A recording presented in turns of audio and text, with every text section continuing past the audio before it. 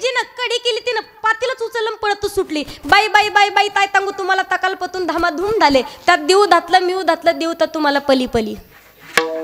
ताई म्हणती वालू का कली. मामाने डोळे पांढरे केले. तेवढ्यात दुसरी आली ती म्हणती आगा गा गा गा ताई कशाला बाबा बाबा बाबा बोलली. डोळे पांढरे केले मामाने. आणि तेवढ्यात तिसरी आली ती म्हणती म्हणणं जमणे ना करणं का नाही का म्हणणं सगळं. विठाला वावरी सत्ता. तुम्हाला उदाहरण सांगते महिला मंडळ लक्ष द्या. इस्त्र्या माहितीत नाही इस्त्र्या. मागच्या वर्षी लय हसत होते मी. 4-5 दिवस मला कळालंच नाही इस्त्री कशाला म्हणते. आणि नंतर समजलं ती इस्त्री. एक म्हणे इस्त्री आणा. मला वाटलं तोंडाला चटके देतात का काय. आमच्याकडे इस्त्री ती कपडे प्रेस करायची आणि इकडे ती इस्त्री हातरा म्हणायची. मला काहीच कळलं नेमकी इस्त्री कशाला म्हणतात. मी तुम्हाला सांगू सुगरण जर बाई असल पत्नी असल तर म्हणायला पाहिजे. मी एकदा जेवायला गेले. एक मावशी आल्या शिकलेली होती सुशिक्षित पुण्याच्या ठिकाणी जेवायला. त्यांच्या घरी गेले. एवढी एवढ्या चपात्या एकाच घासाची एक चपाती. माझा एवढा जीव बारीक तरी सुद्धा मी 5-6 खाल्ल्या. चपाती भाजी काय केली. आली बाई वाढायला आली आणि ती चप्पल घालून आली. मला वाटलं चुकून चप्पल बाहेर काढायची विसरल्या काय. मी म्हटलं ताई ती पायात चप्पल राहिली. ती म्हणे ती वाढायची काय म्हणे वाढायची. ती म्हणे म्हटलं वाढायची चप्पल. ती म्हणे वाढायची एक आहे देवपूजेची एक आहे परत स्वयंपाकाची एक आहे बाथरूमची वेगळीची. म्हटलं हाणायची नाही का. घेते मी माझ्या तोंडानं हाणून. कशाला काय काढावं ते तरी समजलं पाहिजे. पहा पत्नी पाहिजे. अत्री महाराजांची पत्नी माता अनुसूयासारखी तुम्हाला अगोदरच सांगितलंय. भरत नारी की शक्ती महान.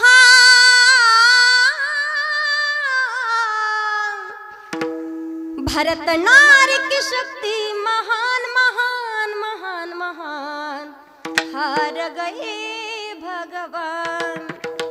अशी पत्नी पाहिजे. आज घराघरामध्ये पाहतोय आपण भांडणं लागतात. हो लेक लग्न होऊन गेली. एक सांगकामी दुसरी कानपाडी तिसरी आगाव कामी चौथा प्रकार आहे हुंदाडा. सांगकामी करते का सांगकामी. सासूबाईने सांगितलं सुनबाई दुसऱ्या मजल्यावर जरा कचरा टाकताना चांगला माणूस बघून कचरा टाकत जा. दुसऱ्या मजल्यावर गेली अर्धा तास बसली माणूसच येईना. कशाची वाट बघत बसली माणसाची. गावातले कडक इस्त्रीच्या कपड्यावाले सरपंच पाहिले. दिलावरून कचरा सोडून सरपंच आडत आले. सासूबाई म्हणतात सासूबाई सुनबाई तुला काही कळतं का. खुशाल तू सरपंचाच्या अंगावर कचरा टाकलाय. सुनबाई म्हणते सासूबाई तुम्ही सांगितलं चांगला माणूस बघून कचरा टाक. वाचार्थ नाही लक्षार्थ घ्यायचं हे आपल्या लक्षात येत नाही. आज घराघरात भांडणं होतात. कशामुळं सांग का मी लक्षात येत नाही. काय करावं कशात करावं हेही समजत नाही. एका सासूबाईने सुनबाईला सांगितलं सुनबाई जरा पुरणाची पोळी करते का. पुरणाची पोळी तिने आईला फोन लावला. म्हणे मम्मी पुरणाची पोळी सांगितली कशी करावं. म्हणजे टाक डाळ शिजायला. तिने टाकली तुरीची डाळ. तुरीची डाळीची पोळी करतात का तुमच्याकडं. करतात का. आमच्या तिकडं हरभऱ्याच्या डाळीची. बरं डाळ शिजली. परत म्हणे आता काय करायचं. म्हणे पुरण वाटून घे. उचलला डब्बा लोहगावमध्ये सप्ताह चालू होता. सगळ्याला पुरण वाटून आली. थोडं थोडं थोडं थोडं लक्षात येत नाही. वाचार्थ नाही लक्षार्थ घ्यायचं समजतच नाही. आज घराघरात भांडणं. सख्खे भाव आहेत कधी त्यांचं भांडण झालं नाही. एका ताटात जेवल्याशिवाय यांचं पोट भरलं नाही. पण एकाचं लग्न होऊ द्या दुसऱ्याला बाजूला काढती. कशी काढती माहितीये. काहीच म्हणणार नाही. संध्याकाळी एका रूम मध्ये जेव्हा पती जातील जवळ जाणार आणि एकच म्हणणार तुम्हाला माहिती का मोठे भाऊजी काय काल बोलत होते. काहीच नाही समजलं. बोलले तर काहीच नाही. काय सांगू तुम्हाला असे बोलले बाई काहीच नाही. भिंतीला कान म्हणतात ना असं. इथून फक्त बाहेर निघू द्या गुरुजी. अशा निघलं ना गेटच्या बाहेर लगेच काय सांगत होते बाई पोरगी काहीच नाही कळलं. घराघरात भांडणे. आजी पहिल्या काळात भाकरी किती फुगायच्या. गुरुजी भाकरी फुगायच्या का नाही. आता भाकरी करणारी फुगती. भाकरी राहिल्याच नाही. समजत नाही भाकरी कशाला म्हणतात. काही समजत नाही. तुम्हाला सांगते घराघरात भांडणं फक्त तुमच्यामुळे आहेत. मला सांगायला हो गाव मधल्या एखाद्या सासूबाईला एखादी तिची मैत्रीण जर म्हटली कशी वागत तुझी सून. कोणती सासू म्हणली लोहगाव मधले की माझ्या सुनासारखी सून अख्ख्या लोहगाव मध्ये नाही. बोटवर करा फक्त. नाही म्हणणार. रिस्पॉन्स देते तिला. काय सांगू बाईनेच भाड्याचा बैल करून मला काही समजत नाही. रेंज मध्ये राहा रेंज मध्ये. आणि तेवढा थोडा विषय पलटी व्हा. जावाय कस काय सांगू बाई अख्ख्या लोहगाव मध्ये माझ्या जावायसारखा जावाय नाही का. भांडे तोच घासतो कपडे तोच धुतो स्वयंपाकही तोच करतो. माझ्या लेकीला पलंगाच्या खाली उतरू देत नाही. मग इकडंच काय रोग होतोय नेमका लक्षात येत नाही का. घराघरात भांडणं आहेत. उजळले भाग्य आता म्हणा, मुलगा झाल्याच्या नंतर पण लेकरू तसं पाहिजे. तुम्हाला उदाहरण सांगते पहा, लग्न होसर बापाला टेन्शन राहतं, लग्न झाल्यावर नवऱ्याला टेन्शन राहतं.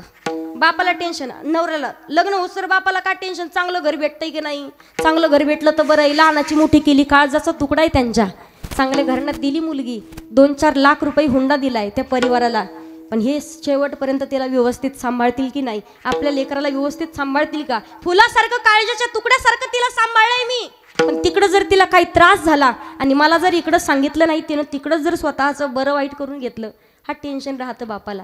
तुम्हाला उदाहरण सांगते, एका वडिलाला 3 मुली होत्या, एक होती तुतानी, एक होती गँगानी आणि एक होती बोबडी. तिघीच्या 3 तरा, लग्नच जमना. बापानं स्थळ पाहून पाहून पाहून पाहून एवढे बेजार झाले, शेवटचं स्थळ पाहिलं. पोरीनं सांगितलं, पोरींनो हा माझा शेवटचा प्रयत्न आहे, हा जर का प्रयत्न फेल गेला तुमचं लग्न होणं शक्य नाही. एक काम करायचं, उद्या पाहुणे आल्याच्या नंतर कोणी शब्दही बोलायचा नाही. पोली म्हटल्या, तर पप्पा आम्ही ताईत नाही बोलणार. दुसऱ्या दिवशी पाहुणे आले, सकाळी उठल्या, पोराचे मामा सोबत आलेले होते, पंचपक्वानाचं भोजनाचं ताट, पुरणाची पोळी होती, कढी होती, आमटी होती, बासुंदी होती, ज्वारीची भाकरी होती, बाजरीची भाकरी होती, वांग्याचं भरीत होतं, बटाट्याचं भरीत होतं, बालुशाही होती, गुलाबजाम होते, बासुंदी होती, पापड होता, लोणचं होतं. तोंडाला पाणी नका येऊ देऊ फक्त आता. पंचपक्वानाचं भोजनाचं ताट. 12 वाजले. मुलाचे मामा म्हणतात, सकाळपासून आलो, एकही पोरगी बोलायला तयार नाही. नेमकं मुख्यात नाहीत ना, काय झालं असेल, भानगड काय नेमकी. तेवढ्यात काही करून म्हणे पोरींना बोलतं करायचं. 12 वाजले. मामाने असं सुंदर कढी होती, जिरा मोहऱ्याची कढी पत्त्याची फोडणी दिलेली. कढी कळती ना लोगावकर, कढी खाल्ली का. कढी पदार्थ आहे पा, कढीमध्ये 5 बोटं बुडून कढीचा फुरका मारल्याशिवाय कढीची चव कळत. आज होती काय कढी, असती ना सप्त्या, लय फुरका मारतात महिला, मला माहिती ना, फुरका मारल्याशिवाय चव नाही कळत. तुम्हाला उदाहरण सांगते, जसा मामानं फुरका मारला, मामा म्हणतात, वा काय कढी झाली, अशी कढी मी कधीच खाल्ली नव्हती, काय काय घातलं असेल या कढीला, कोणी केली असेल ही कढी, जिनं कढी केली तिनं पातीलच उचलून पळत सुटली. बाई बाई बाई बाई ताय तांगू तुम्हाला तकालपतून धामाधूम झाले, त्यात देऊ धातलं मिऊ धातलं, देऊ तर तुम्हाला पली पली. ताई म्हणती, वालू का कली. मामाने डोळे पांढरे केले.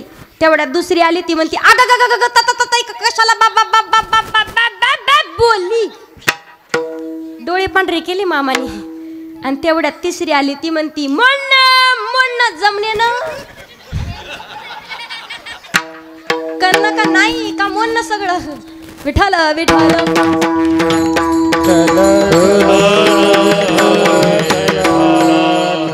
सगळं दाखवता येते, फक्त बोबड्या पुरीचं बोलणं नाही दाखवता येत तिथे. मला वाटलं ती कढी दाखवली का.